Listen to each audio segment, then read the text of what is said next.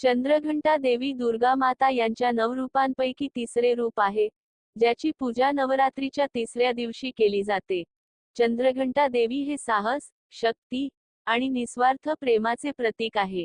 तिच्या कथेतील तत्वज्ञान आणि भक्तीचे महत्त्व खूप खोल आहे. चंद्रघंटा देवीचा जन्म हिमालय पर्वतावर झाला.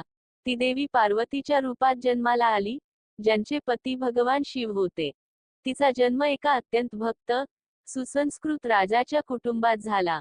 राजाला एक अत्यंत सुंदर आणि बलशाली कन्या हवी होती, जी सामर्थ्यवान असेल आणि जगाला संकटांमधून बाहेर काढेल. राजा आणि राणीने कठोर तपस्या करून चंद्रघंटा देवीचा जन्म घेतला. तिचे नाव चंद्रघंटा असे ठेवले, कारण तिच्या मस्तकावर चंद्र आणि घंटा होती, ज्यामुळे ती अगदी अद्भुत दिसत होती.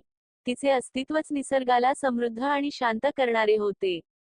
एक दिवस राजा आणि राणीच्या राज्यावर एक भयानक दानव हल्ला करतो.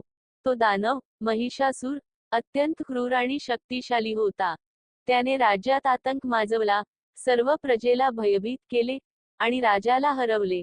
राजा आणि राणी हताश झाले आणि त्यांनी देवी चंद्रघंटाची उपासना सुरू केली.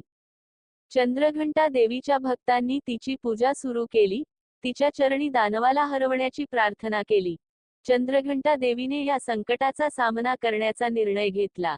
तिने तपस्येचा मार्ग स्वीकारला, जेणेकरून तिला दानवाला हरवण्यासाठी शक्ती प्राप्त होईल. चंद्रघंटा देवीने कठोर तपस्या केली. ती तासांतास ध्यान करत असे आणि निसर्गातील चंद्राची ध्यानस्थता साधत असे. तिची साधना आणि तपस्या इतकी दृढ होती की ती चंद्रावर स्थिर झाली. त्याच्या प्रकाशाने तिच्या मनात प्रगती केली आणि तिच्या अंतःकरणात शक्ती निर्माण झाली. चंद्रघंटा देवीच्या तपाच्या प्रभावामुळे सर्व देवता आणि देवगण तिच्याकडे आकर्षित झाले. भगवान शिव तिला दर्शन देण्यासाठी आले. त्यांनी तिच्या तपाचे कौतुक केले आणि तिला शक्तीचा आशीर्वाद दिला. शिवाने तिला सांगितले की तिला महिषासुराचा सामना करण्याची संधी मिळेल आणि ती त्याला हरवेल. चंद्रघंटा देवीने स्वर्गातून शक्ती प्राप्त केली आणि दानव महिषासुराचा सामना करण्यासाठी सज्ज झाली.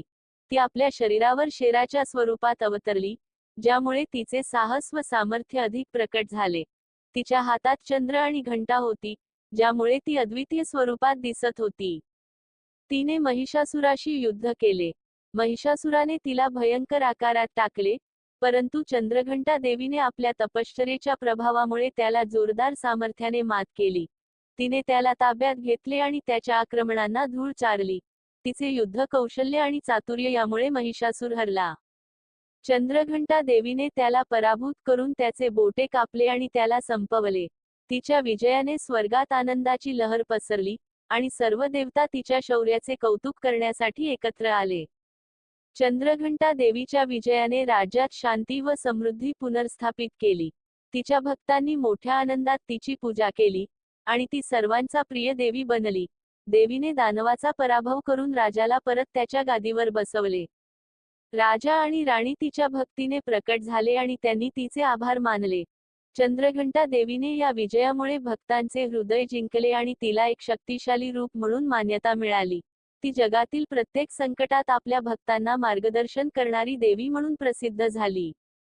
चंद्रघंटा देवीच्या कथेचा संदेश म्हणजे संकटाचा सामना करण्यासाठी धैर्य, विश्वास आणि आत्मसमर्पण आवश्यक आहे. तिची आराधना करणारे भक्त तिला साक्षात्कारासाठी, साहसासाठी आणि संकटांच्या काळात संरक्षणासाठी प्रार्थना करतात. देवी चंद्रघंटा आपल्या भक्तांच्या मनात धैर्य निर्माण करते आणि त्यांना जीवनातील कठीण प्रसंगांमध्ये सामर्थ्य प्रदान करते. चंद्रघंटा देवीची पूजा नवरात्रीच्या काळात भक्तांच्या हृदयात एक अद्वितीय स्थान घेते.